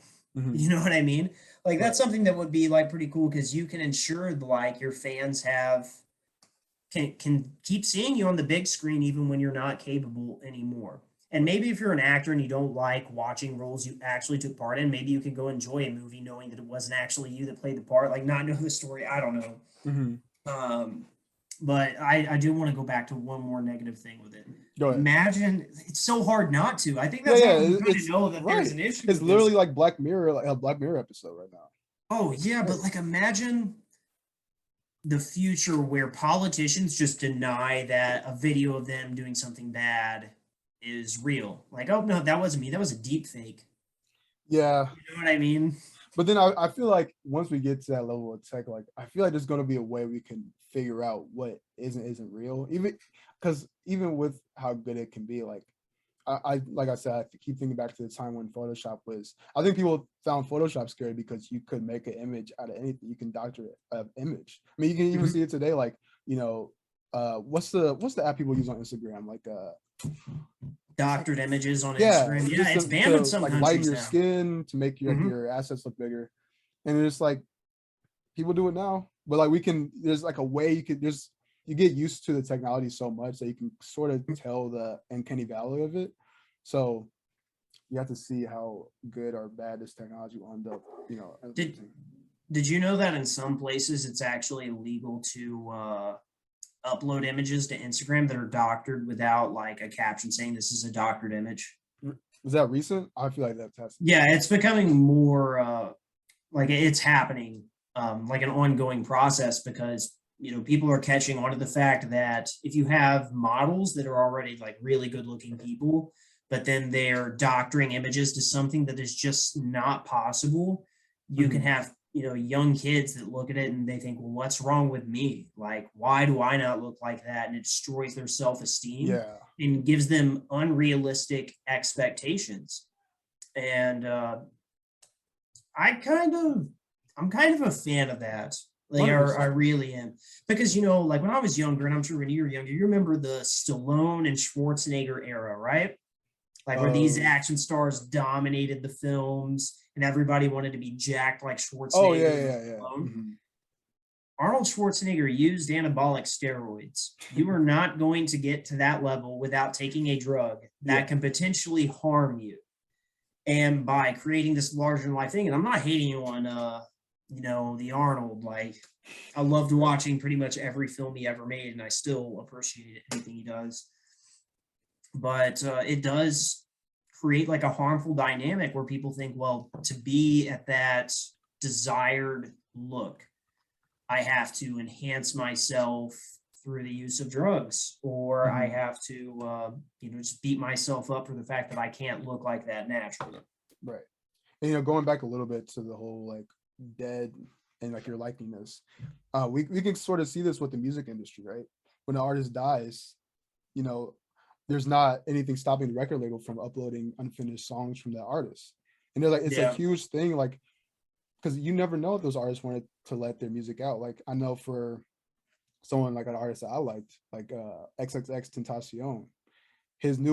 newest albums aren't being positively received because very clear, like these songs weren't finished. And like you can only ask yourself, did these artists ever want their songs to be put out? Because they at the end of the day, they knew when that song was ready. No one else will know when that song was ready to be Mhm. released to everyone's ears, especially that level of stardom where you're criticized the most. And it's like they have no say. I forgot what rapper it was, but like he literally tattooed on his arm, "Don't post my music when I'm dead." So it's a very serious issue to where it's their stuff, it's their likeness, like you said. But I think that was a Mhm. really good point that you brought up. I think that even goes into just how terrible record labels are. They're incredibly predatory. Like they just Yeah. rob these artists blind all the Mhm. time.